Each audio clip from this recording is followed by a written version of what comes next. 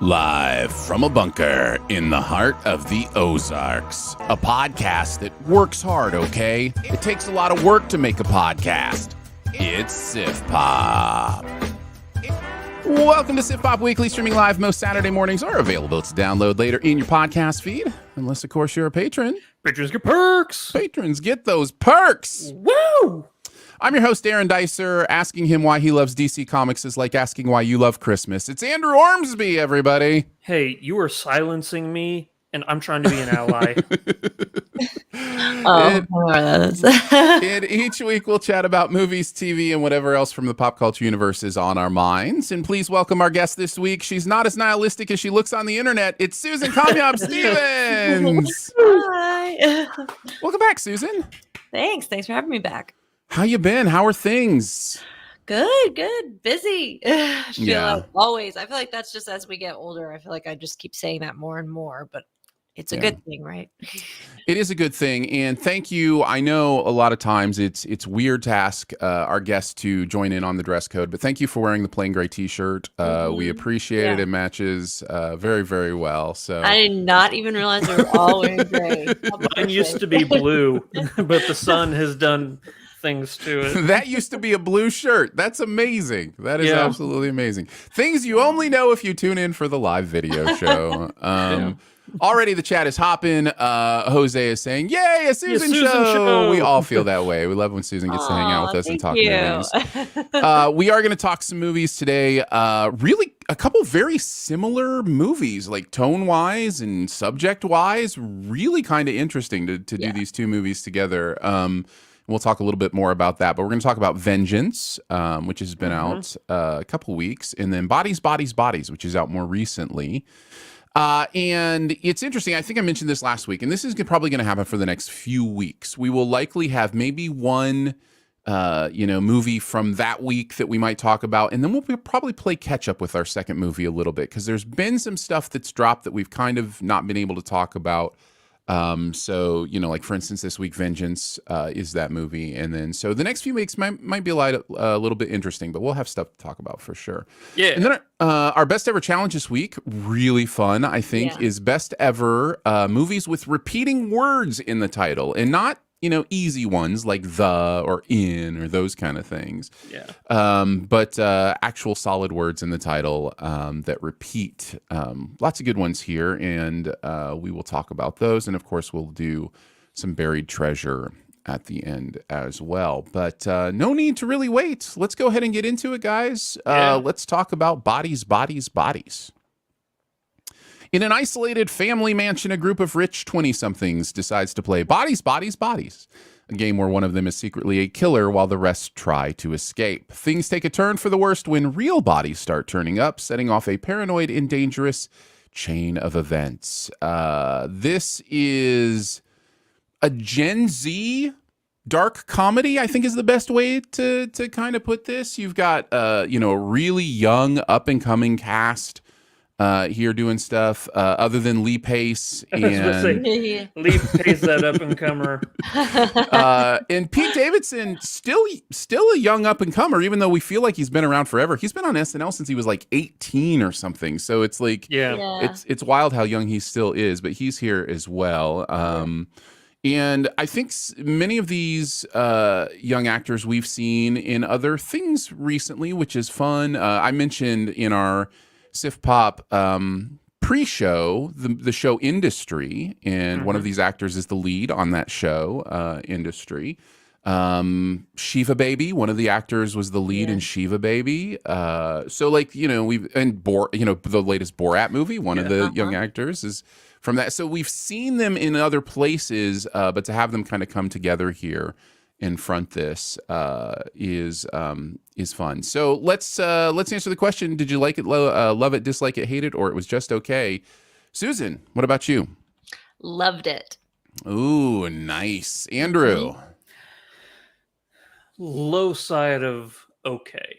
Wow. Ooh, okay, all right. We're gonna have some fun discussion today. Okay. Low side of okay from Andrew, loved it from Susan. I am right now, and this feels like a movie that's going to change on me a little bit, and I think it actually will grow on me, but I right now am teetering on the high side of liked it into loved it, but I'm going to qualify it as high side of liked it. Okay. It's So gonna be fun. I have a Take it. feeling this one might grow on me a little bit, but we'll see. So bodies, bodies, bodies. Susan, you loved it the most, so talk a little about it. What do you love about this movie?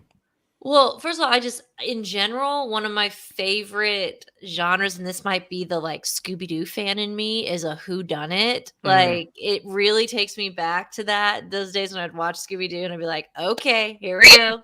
Pay attention. Who of the group did the murder? Murder mystery. Let's Murder go. mystery. And that's what I've always loved about slashers too. Whenever it's somebody in the group, like a scream or something. So right off the bat, I was just like, ooh, who is it? And like the whole time, I mean, they're so good about like making you suspect everybody. And I never felt like, oh, this is so obvious or anything like that. But obviously, I mean, whatever. So great mystery there. And then I love the writing. This might be one of the best screenplays this year, in my opinion. I just really love that it's humorous, and I guess you can call it woke dialogue that's like satirical in a way. Right. It's I mean, for me, I mean, I just, maybe from all the stuff we see on social media, because our field, we're seeing that so much. So to see it like be humorized like this, just, I mean, I was dying laughing too. Like, especially Rachel Sonnet, the Shiva baby. I cracked up over her. I just wanted her to keep talking like throughout the film. She was the glue of the movie for me. She held the whole thing together. I like every word she said. I thought was amazing and fit her perfectly. I'm still quoting her. I did. I had I listened to an interview with the director, which I'm going to say is Helena Rajan, maybe. I don't know. Yeah. I'm sorry. I apologize. Rain. I think. Could be. Yes, could be. Anyhow, she talked about how a lot of this dialogue is actually improvised by the cast because she wanted them to really put the Gen Z stamp on it, and they had such a full, repertoire of the language of the moment, and you can feel it. It feels like all that language, and it's self-aware. Like it understands that it's a little bit satirical about this stuff, and at the same time, it's a murder mystery. Now, the murder mystery part, I have plenty to say about that. I will just say right now, I think we need to do a SIF spoil on this one because I do have some things to say about where it ends up going that I don't think we can say without spoiling the fun for people. So we probably will do at least a quick SIF spoil on Bodies, Bodies, Bodies. But man, did I love Rachel Sennett and just all the stuff she was saying. So yeah, that was a lot of fun. Agreed. Andrew, what are your first words? Well, I'm gonna say something, but just give me time to explain. Okay. I figured it out before they even started playing the game. No. Yes, and I'm not. No, I did too. I did too. What? Yeah. Y'all did? Y'all I'm both not saying figured it that's out? a brag, like, oh, look at me. No, I we don't figured do it that here. That No. It doesn't mean anything. It just means for whatever reason our brain put one and one together and found something. Yeah. But yeah, I'm bringing it up to say I have a pretty strong feeling that is what's impacting my enjoyment of the movie. Interesting. Like having solved it so early and Wow. not being okay. Like I wasn't a fan of it. Like Mm. so I'm thinking like having figured it out, I'm like, oh man, I was right. Oh, I don't like it when I'm right here. So it It's was interesting. I had a similar experience with a completely different result, which is, pretty early on, kind of put the math in my head was like, oh, I see what's going on here. Yeah. And for me, it made the experience better. I loved kind of understanding what they were doing, what they were saying with that, like how the character that you eventually finds out as the murderer, all that stuff is really, to me, interesting and fascinating. And so the fact that I figured it out, I don't know if it made it better, but it certainly didn't make it worse for me. Glad about because that. I was aware of it kind of let me piece together. Like every time something would happen, I would be like, oh, that's amazing. I love this so much. Like, just because it's really smart. I think Susan's right. I think this is a really smart screenplay. It is. Very So, clever. so yeah. And also to that, I mean, I obviously I feel like we've seen like 1,000+ slashers over the years of our lives. Like, and it's getting to the point where slashers would be a pretty close to dying genre, if you'd say. I mean, I don't remember the last one I've seen, so I that's why I got so excited. And this was just such a refreshing take on this genre, and I appreciate that. I appreciate when a director, a filmmaker can take a genre I love and make it feel new again. Like, I mean, and it's so relevant to today. Like, I mean, anybody who's all like it's one of those feelings you feel like you want to roll your eyes, but you're like, but yeah, I get it. Like, sometimes, I mean, I feel like sometimes we're speaking like them. Maybe not so obviously because it's a very self-aware film, but But isn't this the beauty of satire? Like this to me is the beauty of making fun of ourselves. Right. Is that we get to balance ourselves. Like I guess for me, I know everybody's different. For me, it's really easy to laugh when somebody's satirizing something that isn't you. And you're like, oh, those people, they're so weird like that. That's crazy. They're like, it's so funny. I think it's even better to laugh when it is you, when you're kind of looking in the mirror a little bit and going, oh, I am an idiot. If I'm not careful, this is how I sound, like, yeah. And so like, I think that's so beautiful. It's one of my favorite things about entertainment and satire specifically is the ability to really keep ourselves in check, to really kind of balance ourselves and go, there is too far this way. Like there is a way to take these things and not actually understand the substance of them, not understand the meaning of what it means to be an ally or, whatever it might be. And, when somebody says, oh, that's just woke or whatever from the other quote unquote side, then it's interesting to be able to go, okay, now I kind of have a perspective on what they mean by that, right? Like to be able to kind of put myself in their head a little bit and go, and so, I'm one of those people who never feels like I'm on a team. Like I always feel like I don't understand the polarization thing. And so something like this is beautiful for me because it speaks to the, the different side of me. And yeah, I just think that's the beauty of entertainment. I love satire for those reasons. I completely agree. 100%. Yeah. I feel like I can't ever say that again. We will talk about that. No, it's we're not in that movie yet. Yeah, we're not Susan. there, but like literally, like 100% we will talk about that. 100% we will talk about that. 100%. Yes. That I agree with you. That's what I love the most is when it's almost like a reflection of me and I'm like, oh, but it's funnier. It's funnier that way. Yeah, absolutely. Well, let's throw out some more stuff. Susan, did you have any other big points you wanted to make? I mean, I know, Rachel Sonnet was really good. I mean, I think Lee Pace was really funny. Obviously, what they were doing with the Borat girl, Maria Bakalova. Yeah. Maria Bakalova. Yeah. She was really good. Gosh, I think it was well shot. I think it was a pretty well shot film too.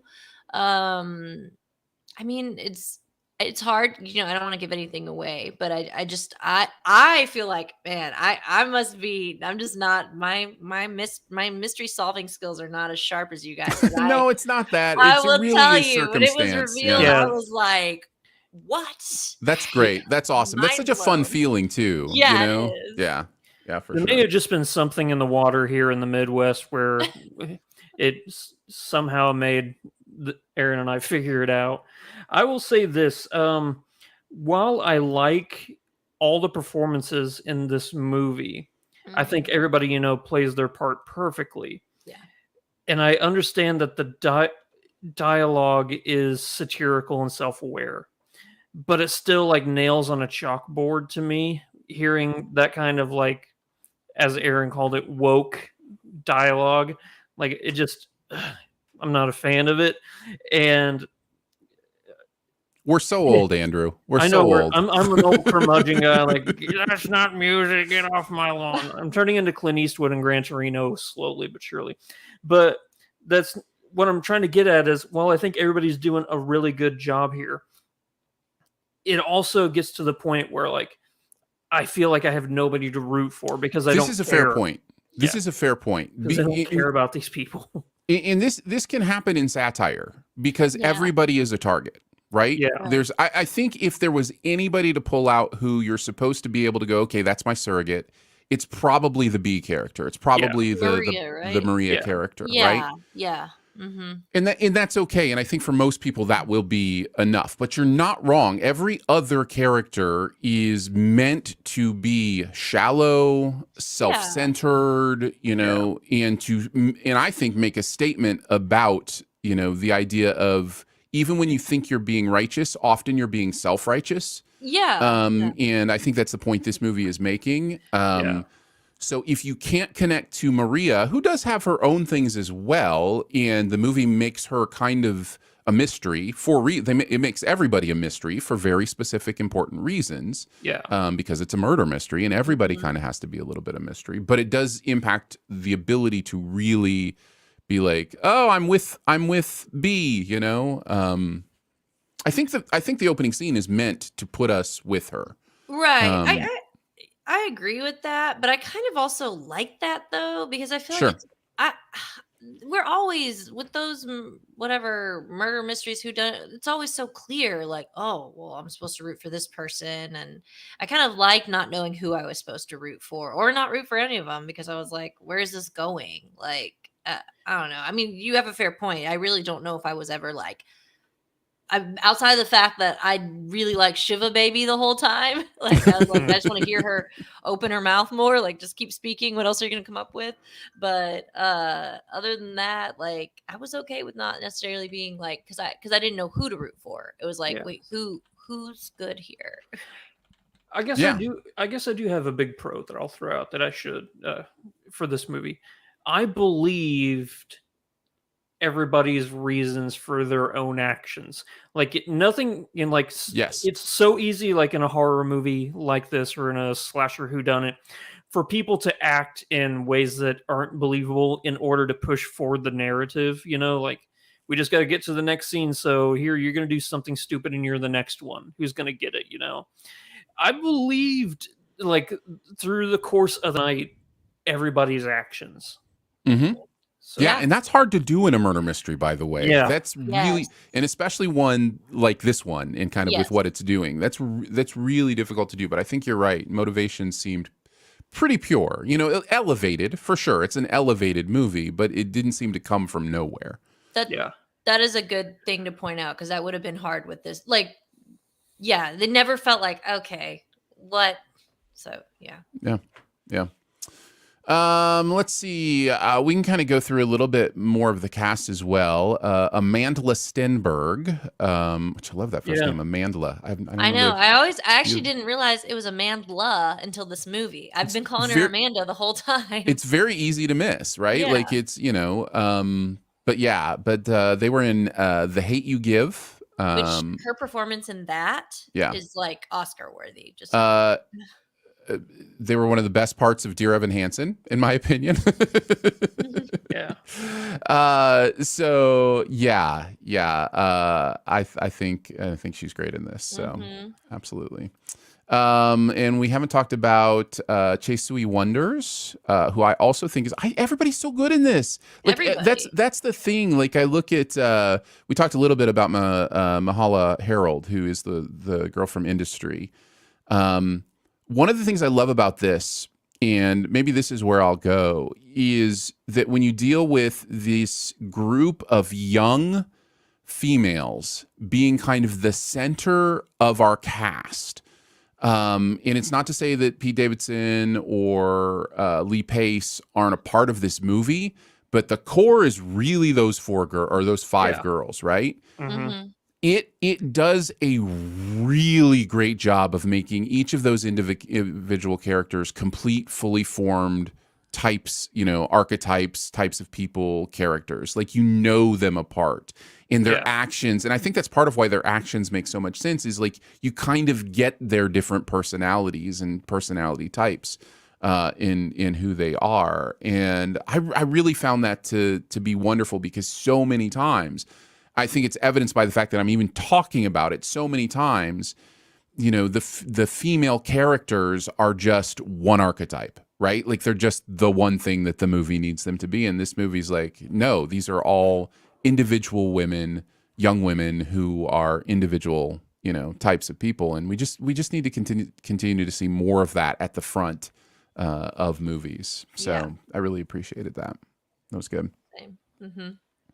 Are we ready for one last thing?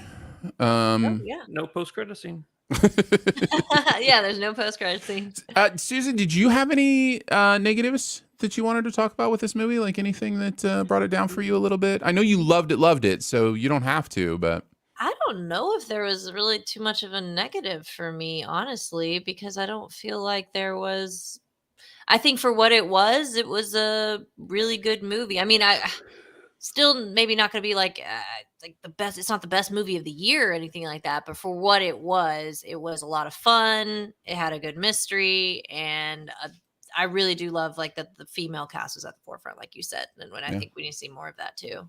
Yeah, it was a strong female cast. I think our central character, the B character, I think was a little bit bland for me, and I think that was the only thing. And we talked a little bit about having someone to connect to, and I think that's part of it. Andrew, is the character that we're meant to connect to isn't all that fun to connect to. Like there isn't like a lot of. A character doesn't have to be correct. I was just going to say they don't have to necessarily be fun to connect to, but there has to be an energy to them that you want to see the world through their eyes, that you kind of want them to be. And that character just kind of floated mostly through the movie. There wasn't a lot of energy to who they were. They have a moment. They have a big moment early on. But it almost feels a little unearned because, of all the decisions that are made, that one feels the weirdest to me because we don't really ever fully understand the energy of that character. So that's really my main negative is I think that central character audience surrogate was a little weak for me. But I still had such a great time. Like, yeah. Right now we look like the three-headed knight from Monty Python.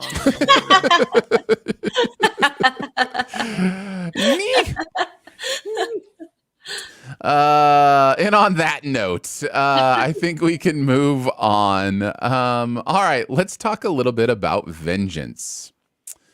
Ben Manilowitz, a journalist and podcaster, travels from New York City to West Texas to investigate the death of a girl he was hooking up with. Vengeance is a BJ Novak presentation, and you may know BJ Novak from The Office or many of the other things that he's done and been in. But this is kind of his baby. He stars in it and brings along Ashton Kutcher, Issa Rae. So, what did you guys think? Did you love it? Like it? Dislike it? Hate it? It was just okay. Andrew, you go first. I liked it. Andrew liked it. Susan. So when I first watched it, I liked it. And now I'm in the I loved it territory. Big week for Susan. Loving the movies this week. I know.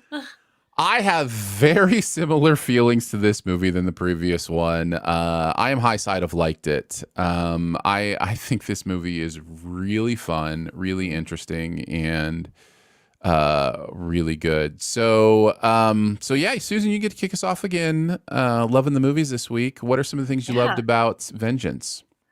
Well, I think it's I guess, they have some similarities to Bodies as far as some being self-aware about how you are with like social media and things like that, which I really appreciate. I know that we're getting to the point where a lot of movies are doing this now, pointing out how much social media can be like a dangerous thing in a way too. Well, and it really is almost the primary message of the previous movie too, that I'm kind of waiting to talk about till the Sif spoil, because I think where this movie goes really hits home that message. That's really where I'm like, this is one of those movies, and I would say, I don't know, this might be the movie for me that I think about it pretty often, and that ending especially is just like almost like stays with me. I'm like, it's quite an ending. It really is. Like just the dialogue in that scene, like what the words that are being said, I'm like kind of haunt me a little bit. And then what happens, I'm like, oh my gosh, okay. So and I appreciate it though, because I think I don't think that was a predictable ending, but I don't know. I didn't find it predictable. No, it was. I didn't find that one predictable at all. Yeah.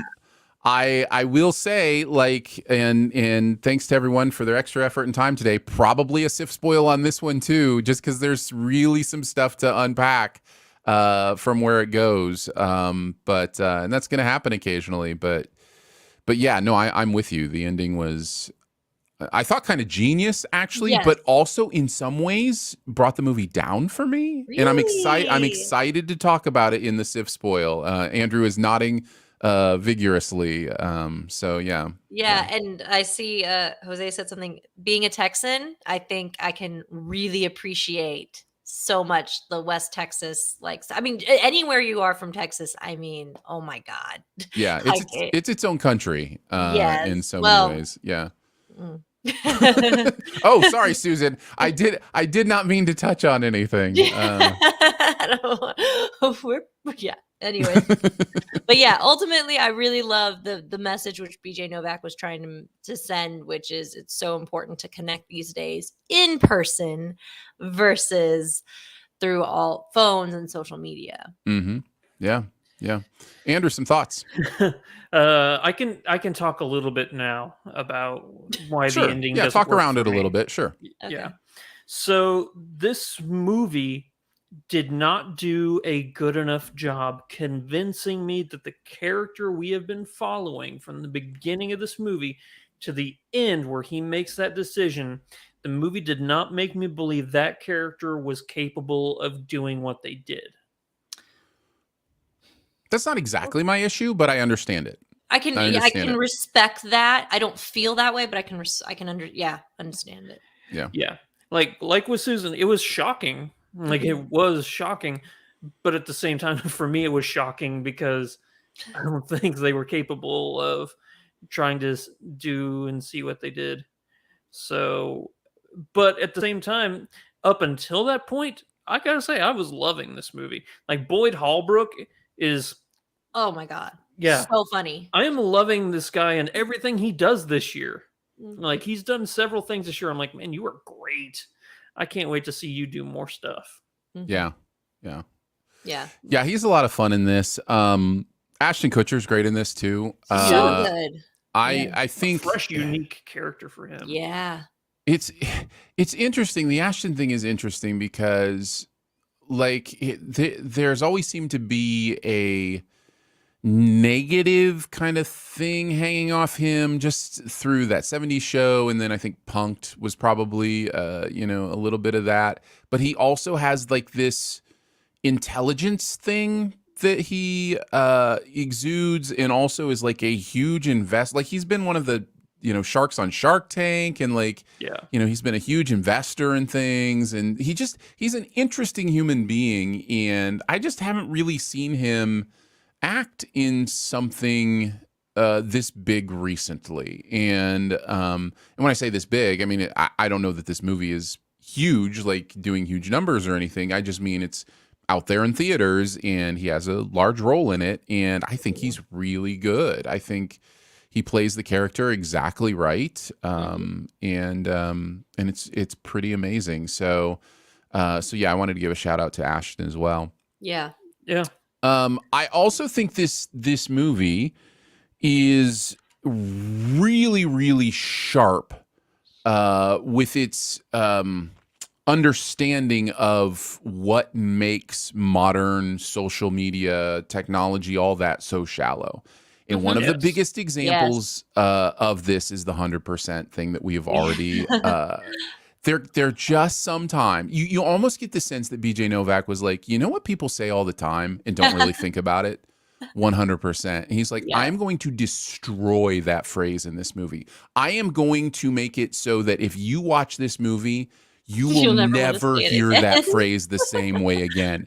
My wife and I, since this movie, have noticed the 100% thing so many times, and it's just like, No, not necessarily between each other, but just in media, in, especially kind of that Gen Z range with our kids. Like, I never realized how much that phrase was ubiquitous at this point. And to me, that is a level of understanding when a movie can throw a light switch like that for you. I know it's something as simple as a phrase that everybody says and that's, overused or whatever. And I know that doesn't seem like a lot, but when a movie can really pinpoint something and it has that light switch moment for you where like, people say this all the time. Like it is the new literally. And it's just, it's wild. So thank you. And also how dare you to this movie for doing that to me. But yeah.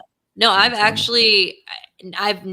I used to text it all the time, and now if I use it or say it, it's a joke. It's a quote. I mean, it's a quote. It's I said it purposely as a quote from the movie. Yeah. I don't want to say it. Like I'm like, oh man, right? Like he was like, I am destroying this phrase for you. Yeah. Like, so expertly done. He's an assassin. BJ Novak is an assassin. And I think this was a really strong directorial debut for him. Honestly. Yeah.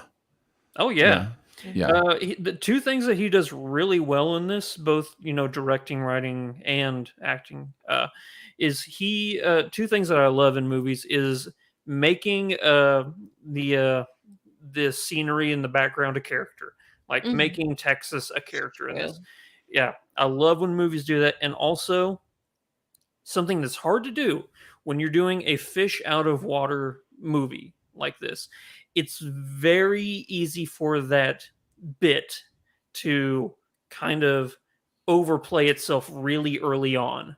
But I think, from beginning to end on this journey, it was fun the entire time because they kept it fresh. They kept it unique with different things.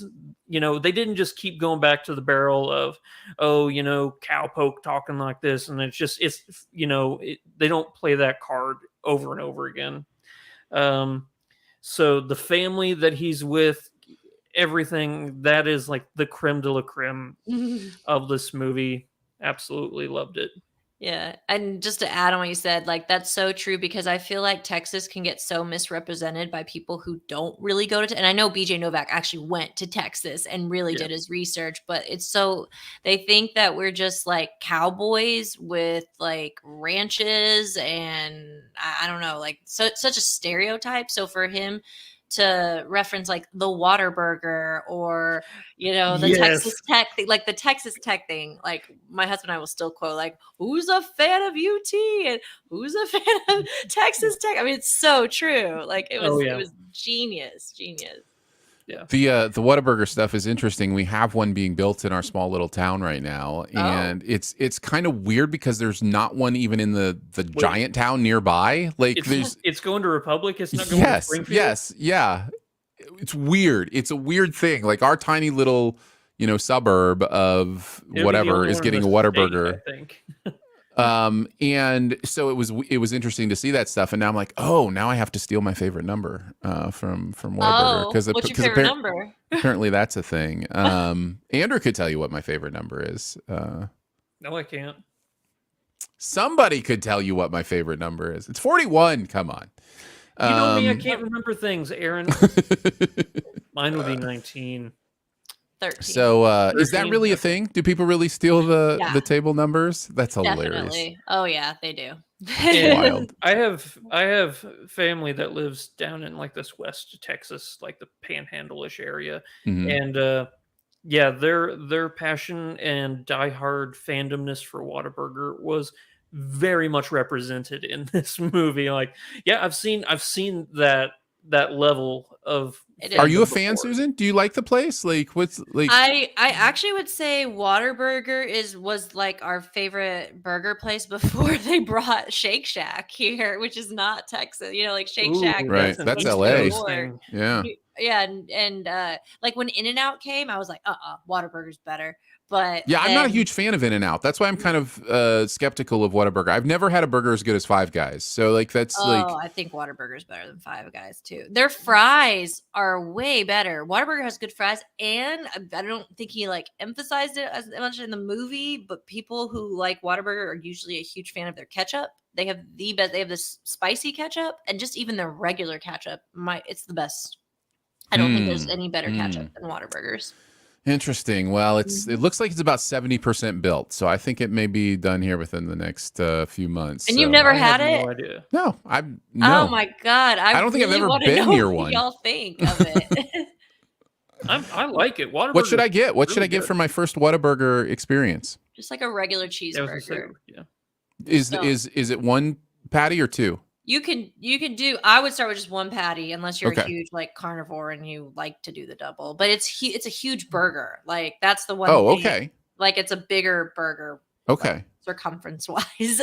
Yeah, Shake Shack's more along, like the press down, like the thin patties. No, Whataburger's more like the thick patty. Okay. More like a Red Robin burger kind of thing. Sure. Yum, yeah. except good.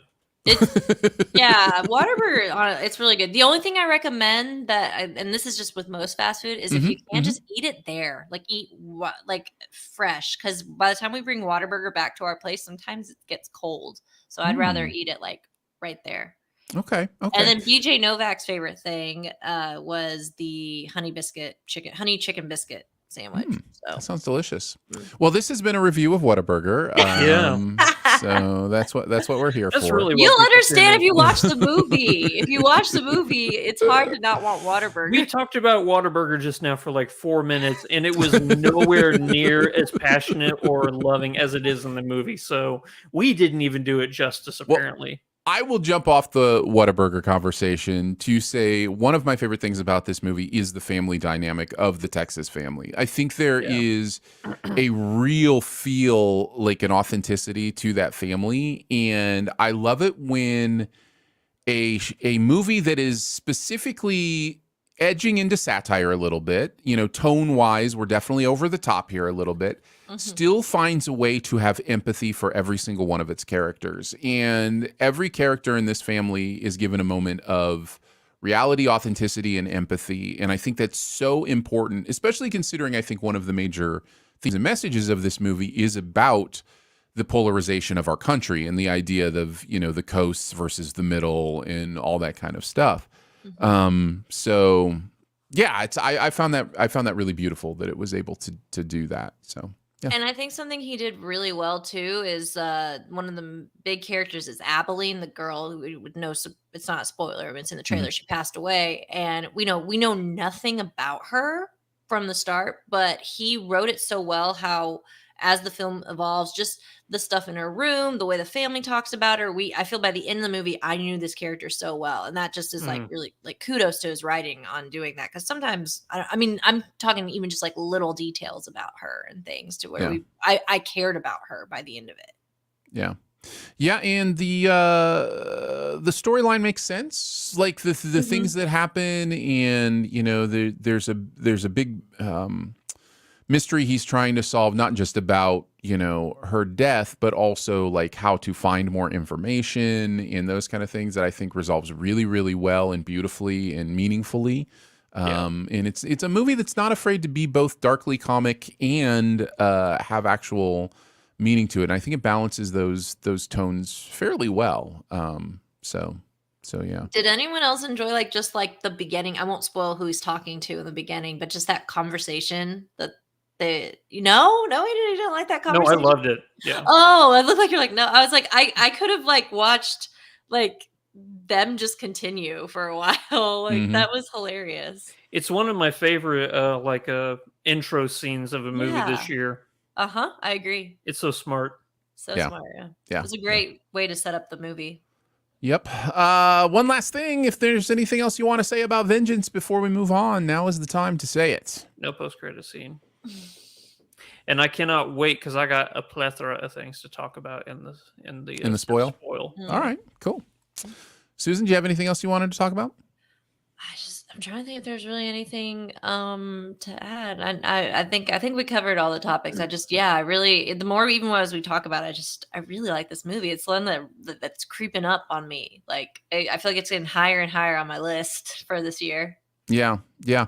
I don't know which way this is going to go with me, if it's going to grow or fade. There's enough about the way this movie, I don't just mean the end, but the way this movie wraps up its ideas and themes that it just doesn't quite sit right with me. I'm not sure it's vibing with my own personal ethic or aesthetic. And so that is, not every movie has to agree with me on what I believe or how I feel about certain issues or those kind of things. But there's an interesting way that this movie almost becomes nihilistic as it continues. And that is always a sore spot for me.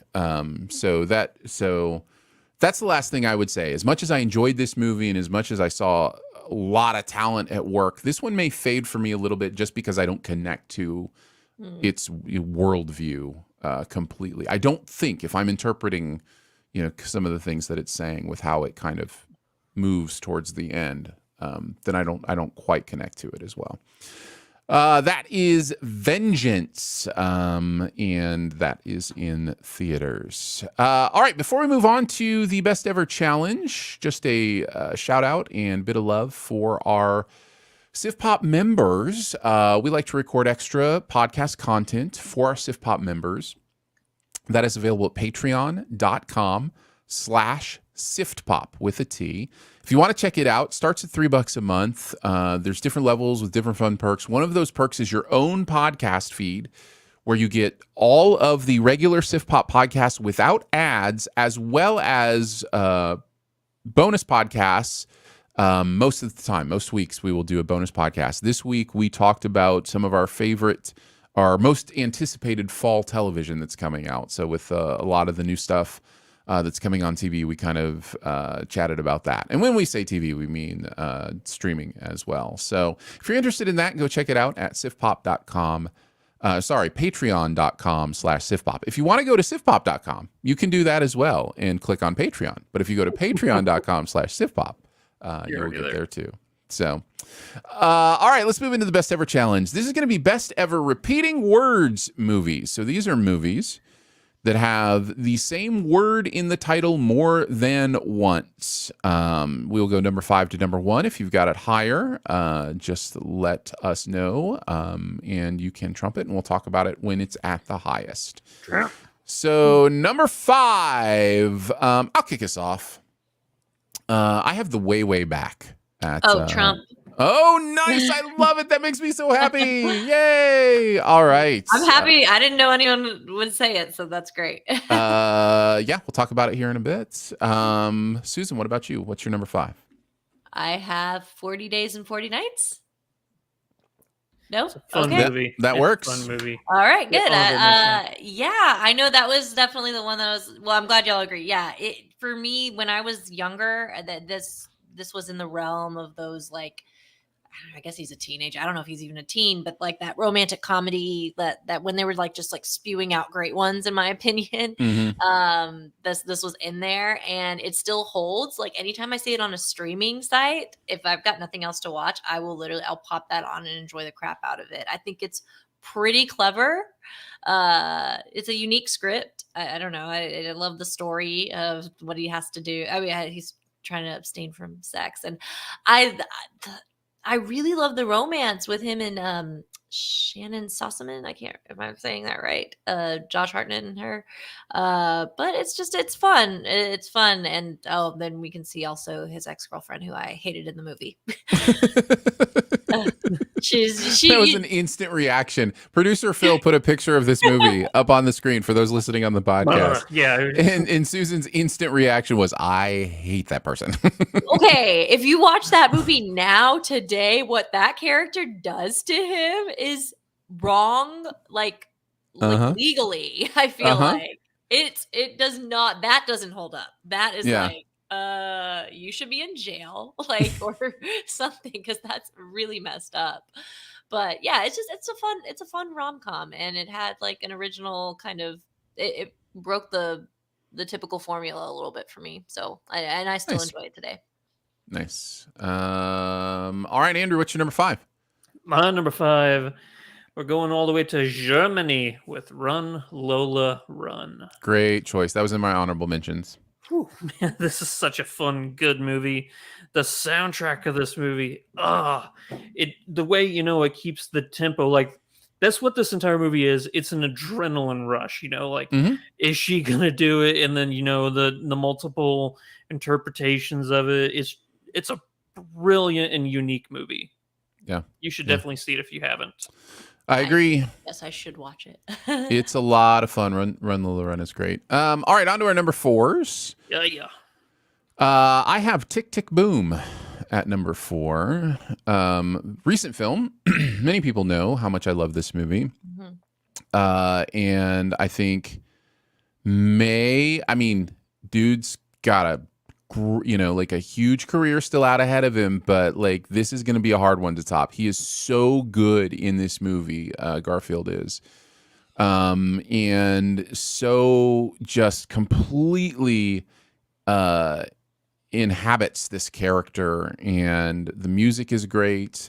The direction, in my opinion, is amazing. I love some of the choices Lin-Manuel is making here with the way he is intercutting between this one-man show and then the life of the person who is this one-man show.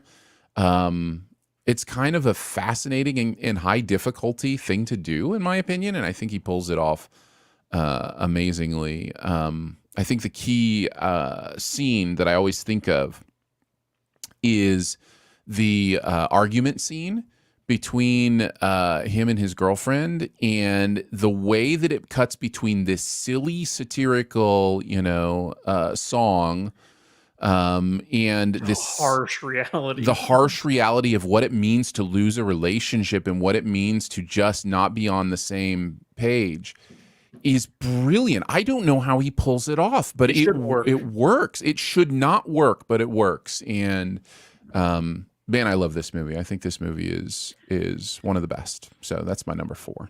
I will say, if I would have thought of it or remembered it, it would have been my number 2. So, okay, nice. Phantom Trump. Wow, number 2. Trump. Yeah. Wow. Susan, your number 4. I went with Win-Win. Great movie. Okay. Great movie. All right. Yeah. I really enjoyed that film. There's not much for me to really add to it. I just remember really liking it. I thought that was a really clever script. I think that was like really high up for me that year. And I just enjoyed the relationship between Paul Giamatti and that kid and what he was doing for him. And it had that guy from Rocky in it, right? Like I don't remember. Yeah. Oh yeah, Burt Young. Yeah. Yeah. That was pretty good too. Yeah, I just really enjoyed it. Great family film, but also great message about how to provide for your family too. Yeah, lots of good stuff in Win-Win. Andrew, you're number 4. I've never heard of Win-Win. I'll have to add that to my list. Really? Yeah. What? I think you'd like it. I think you'd enjoy that. You should. It's a great Giamatti performance too. Okay. Well, it's on the list now. All right. So my number 4 now. Yep, your number 4. I'm gonna go with, it might get trumped, Kiss Kiss Bang Bang. Nope, in my honorable mentions. Oh my goodness. I love this movie so much. Val Kilmer is primo in this. He is so good. I think besides Tombstone, this is easily Val's best performance he's ever given. Robert Downey Jr. is just, this is like right around the time like he became like that charismatic Tony Starkish kind of a performer, but there's still a bit of a uniqueness to him. It's a Shane Black movie. It's great. Love it. Definitely worth a watch. Kiss Kiss Bang Bang. All right, on to our number 3s. My number 3 is Liar Liar. Trump. All right, Andrew's trumping me. That was in my honorable mention, but yeah, that's a good one. Just remember, Susan. it would be my number 3 too, if I'd remember. That's right. If you'd remember Tick Tick Boom. Susan, what is your number 3? Gone Baby Gone. Trump. Yeah, that's gonna get trumped. Okay, good. Andrew, will you get to say your number 3? If it counts. Oh, if it counts. We have a little bit of a cheat here. Possibly 50-50. No, 50-50 counts. No, It that counts, and I But trumped it's it. actually numbers. Oh, and it is trumped. All of our 3s got trumped. Very hat nice. trick there. Yeah. Love it. Great movie. Yeah, Susan's like, it counts and no. All right, on to our number 2s. My number 2 is La La Land. I didn't know if this counted, but I'm glad that you put it on your list. It's got 2 laws in it. I didn't know if the law was an article or not. So I guess it's a fair question. I didn't I'm not consider give it. you flack for it. Yeah. Yeah. So I consider it, because it has double meanings, I consider it also to be a note, which is sing la. Anyways, Good call. La La Land's amazing. I love it very, very much. I love, obviously, the chemistry between the 2 leads. I love all the music in it. I think Damien Chazelle is one of the most incredible young directors we have. I think he really understands storytelling visually and efficiently. And man, I have a ton of fun with this movie. And I have been to the corner where that dance that you see if you're watching this takes place. I've literally stood on that corner. So yeah, it's fun. It's just down from the Hollywood sign. You just have to walk like another 1.5 miles. Is that the one that's like overlooking the observatory? Well, the observatory is near the Hollywood sign. So basically if you go to the observatory and take the path up to the Hollywood sign, there's a place where you turn right instead of left. And it goes kind of back down the other side of that hill that the Hollywood sign is on. And then there's this Kathy's Corner, I think is what it's called. And you cannot drive there. You can only walk there. A lot of those roads have been closed off to driving for a while. But yeah, so fun stuff. But love La La Land. It's obviously one of my favorites, and it's my number 2. Susan, what is your number 2? That's The Way, Way Back. Nice. I had that at number 5. You had it at number 2. Talk about it. Yeah, so the year it came out, 2013, that was my number 1 in my top 10. I love this movie.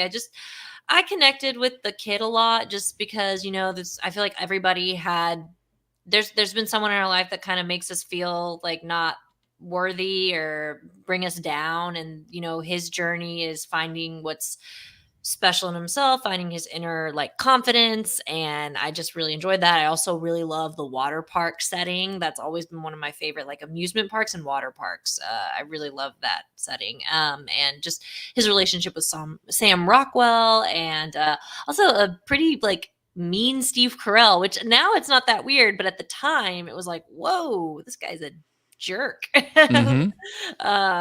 But we all know what you wanted to say. Yeah, I was gonna say but it rhymes with stick. Yep, exactly.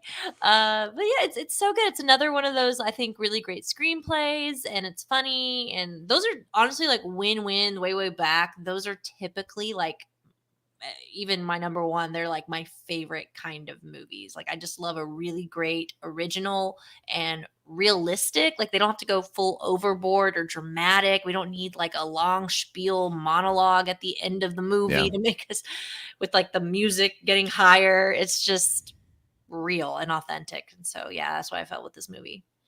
I agree. I think this movie is wonderful. I've watched it a few times, and it never ceases to amaze me how authentic it feels, how real it feels, and how deeply you connect to the psyche of what's going on in his mind, in his life. There's something coming of age movies. There's so many of them, right? Mm-hmm. And it's something we've seen so many times before, that when somebody figures out a way to really put you in a new situation where it works, it's really impressive. And I think The Way, Way Back does that. So it's good stuff. Good stuff. Mm-hmm. Andrew, I think we're on to your number 2. Yeah, never heard of Way, Way Back. I just add that to Oh my my list gosh. too, so I know I'm getting some fun stuff to check out. Good. My number 2, this is where I have Liar Liar. Oh, nice. So number 2 for you, number 3 for me. Honorable mentions for Susan. Yeah. No. Talk on it. It's great. I think in the long run, you like this movie a lot more than I do, even though it's higher on my list than yours. But Yeah. it's one of Jim Carrey's best performances that he's ever given. Um, this movie he toes the lines more perfectly than he ever has between that outlandish goofball and a real character. Like when he's with his son Max, like it's a real dad trying to love his son. But then whenever he's like, trying to do the lying and stuff like that, Mhm. like this pen is your red blue, like that's like primo, like Gumby Jim Carrey that we all love. It's a great movie. Yeah, it I is. agree. I have often said it was the movie that convinced me that Jim Carrey was an amazing actor. Before that, I knew he was an amazing comedian. I knew he was hilarious. I knew he was an incredible, physical, gifted human being. But this was the movie where I was like, oh, okay, he also has chops. Yeah. Because what he's doing is not easy to take Mhm. the over the topness of his persona and make it feel authentic. And he does in this movie. He, like you said, Andrew, he feels like an authentic human being in this movie. Even as he's doing the pen is royal blue, like it still feels, or it was me, or whatever the amazing lines are. This also has one of the best post credits, what is it, gag reel stuff of any Oh, movie in yeah. the history of The movies. goofs and the outtakes. When they're yelling at each other and the lawyer goes, Over-actor. over actor, It's and the you best. see it takes him a second to realize she's like off script, and then she says something like, they made me do it or whatever, and his response, and he's just laughing. It's so pure, and you can tell they had a lot of fun putting this together, and it's a really fun movie. I love Liar Liar. It's Yeah. definitely on my best ever list. It has a lot of heart, which we're not always used to seeing in Jim Carrey films, or at least before Mhm. Liar Liar. So that was really Yeah. good. Yep. All right, time for our number ones. Two of them are already known, but I get to go first, so I will steal yours, Andrew. Gone Baby Gone is our number one. That's and my is number 3. Susan's number 3, so a pretty clear winner for our choice today. But yeah, I don't know what else to say about this movie other than if you like moral conundrum movies, this is like top of that list. This is that movie that you finish up and you go, what would I do? What are my own ethics? What are my own morals? How would I handle this? If I were in this situation, what choice would I make? And even if you're able to make that call, which is difficult, you still understand that difficulty and that complexity. And the movie just lays it out there so perfectly. And that's in addition to the amazing performances, the amazing direction, like all that stuff. So yeah, I love Gone Baby Gone. Was that Ben Affleck? Yeah, that was Affleck. That was his directorial debut? Yeah. I think so. I mean, come on. That movie is amazing. Like I still that's I feel like that and Primal Fear are the 2 movies that if I know a friend likes like kind of like a good crime mystery thriller, that I'm like, I can't wait to make them watch that movie and watch them try to figure it out till the very end. Like you're like I almost could just watch the person watching for the first time and see their reaction because it's that good. Like I still think about that, and you're right. Like I love when it's over to be like, what would you do? What? Because it's such a good question, and oh man, like I think it's a brilliant film, and it's hard to watch in some scenes, but and Casey Affleck's amazing. I could gush on this movie forever. Yeah. Andrew, speak on it. Yeah, you said you can ponder the decision you would make. I saw this movie years and years ago. I still haven't decided what choice I would have made. There would always be a little voice in the back of my head going, "Did I make the right choice? Did I make the right choice?" Yeah, so it's probably the best movie to ever do that. Like, what would you do, sort of a thing. So, yeah, it's great. Yeah, because it puts you directly in the idea of what is best for the child versus what is morally, foundationally just correct, Or right? legally. Like, you know, and it puts those things two things up against each other, and it's like, how do you draw your ethical lines, you know? So yeah, it's tough. I don't have the answer. Really? I do. I've watched Susan's it like, enough. I've watched it's it a enough. child, Aaron. It's Yeah, a child. it's a You make the child. decision that's best for the child. Best This for is the not child. complicated, Aaron. Yep. I'm best for the child here. I don't care.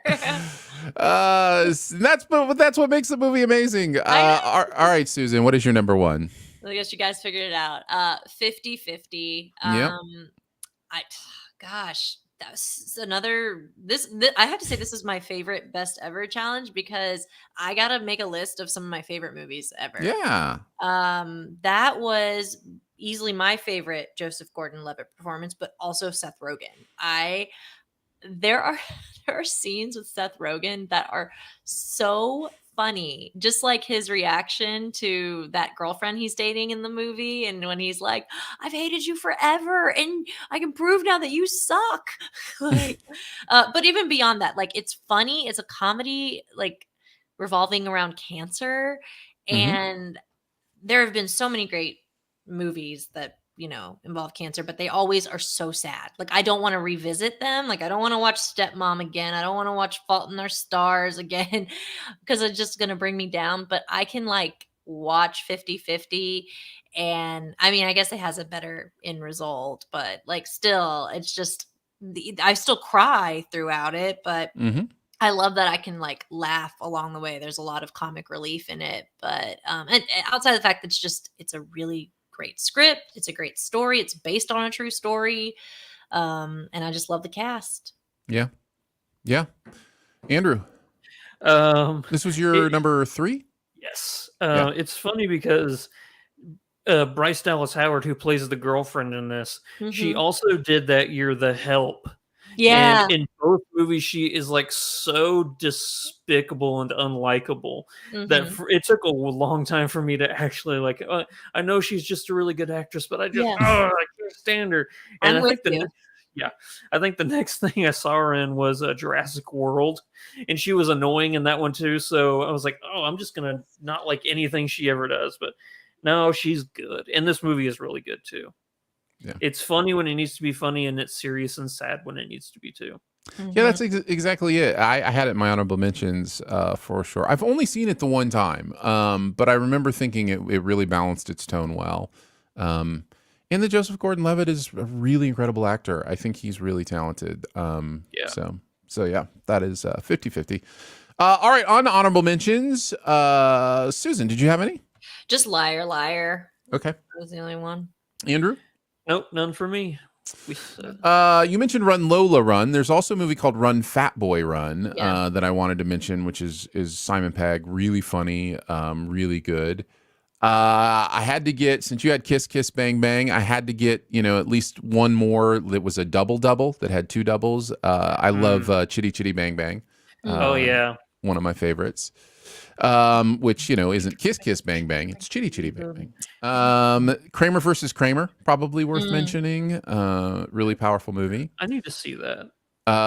This one I was surprised didn't come up. I thought it might make somebody's list. Pop Star Never Stop Never Stopping.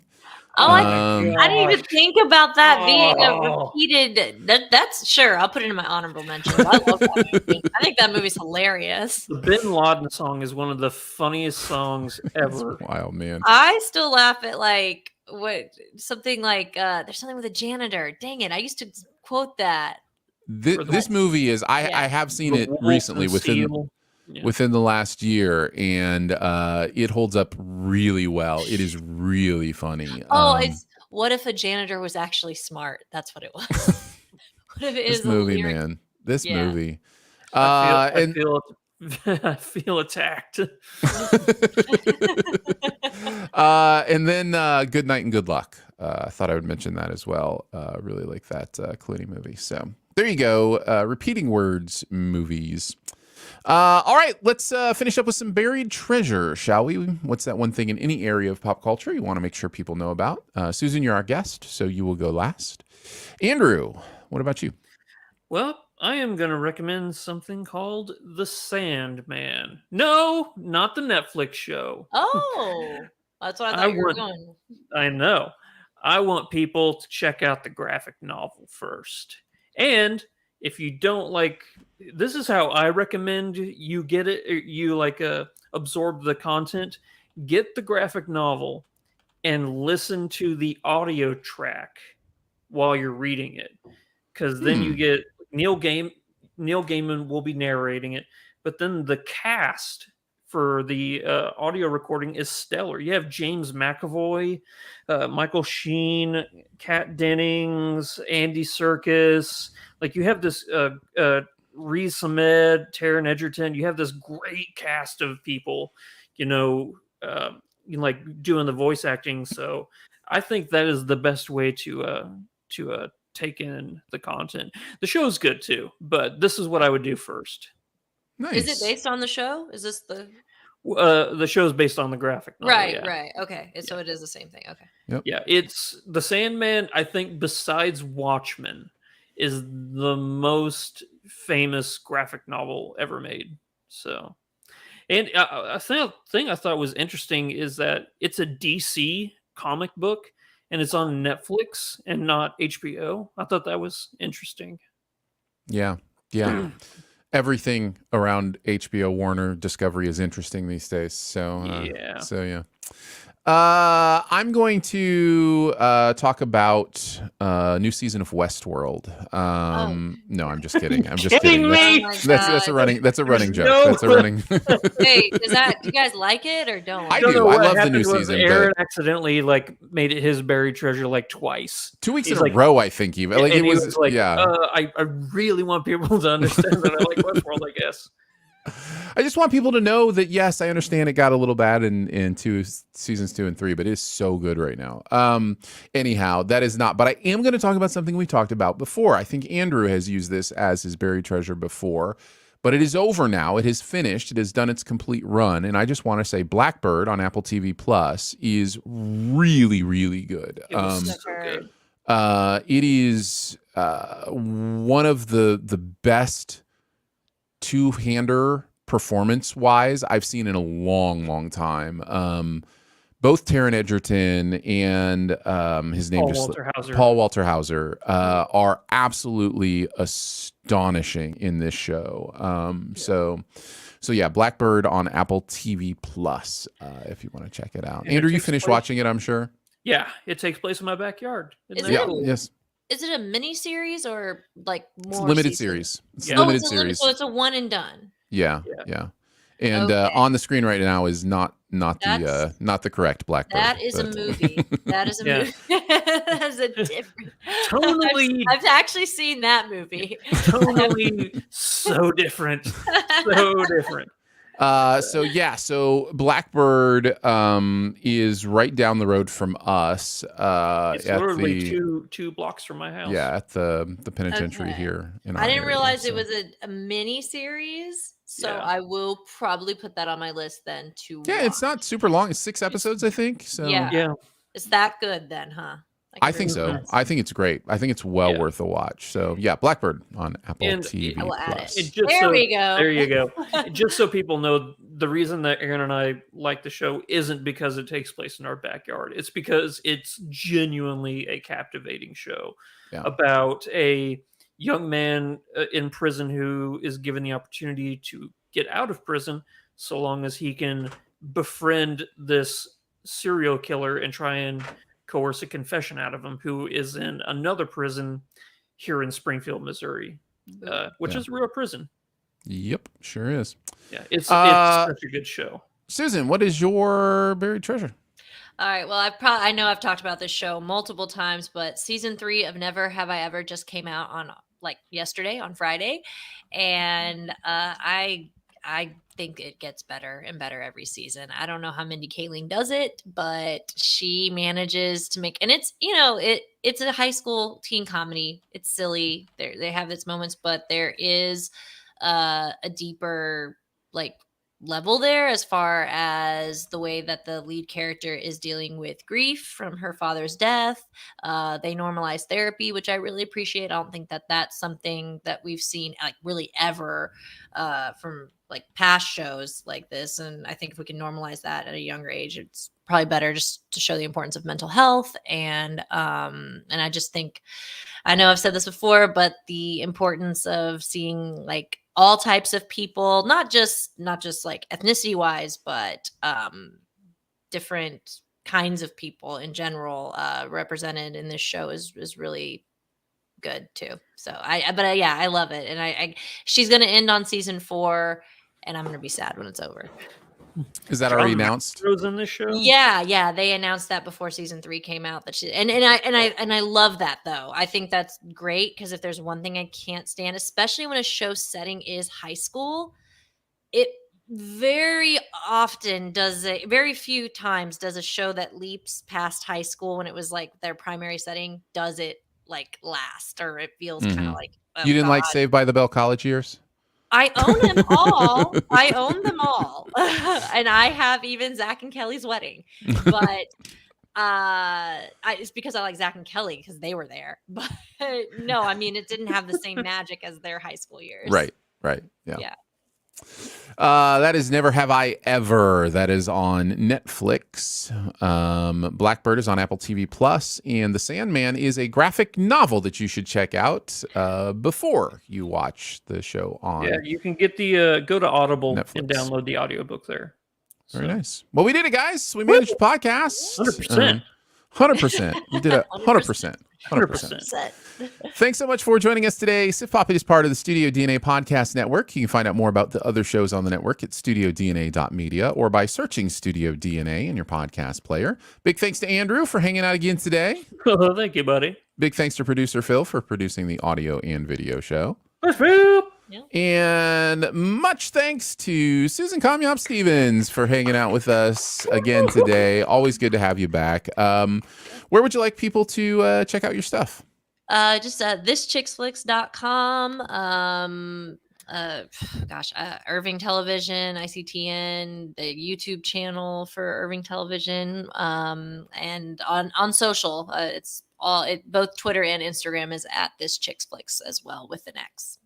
X for both chicks and flicks. Yes, twitter.com. This Chicks Flicks. You can check out all of Susan's stuff. Lots of ways to connect with the podcast. You can leave a comment, a rating, or a review at Apple Podcasts, or you can even email us, feedback@sifpop.com. And finally, if you're having a good time, your movie-loving friends will probably like the show too. So make sure you let them know about it and that listening is much easier than masterfully executing the latest TikTok craze. We will be back next week. I think we'll probably talk about fall. And I haven't decided maybe what the second movie will be. We'll see. There's a lot out there. But we'll catch you then. Bye. Thanks. Bye. Bye. Thank you for hanging out with us, Jose. Yeah. Appreciate you hanging out this morning on a Saturday morning. We've got a couple spoilers to record, so we're going to head out. But love and appreciate you.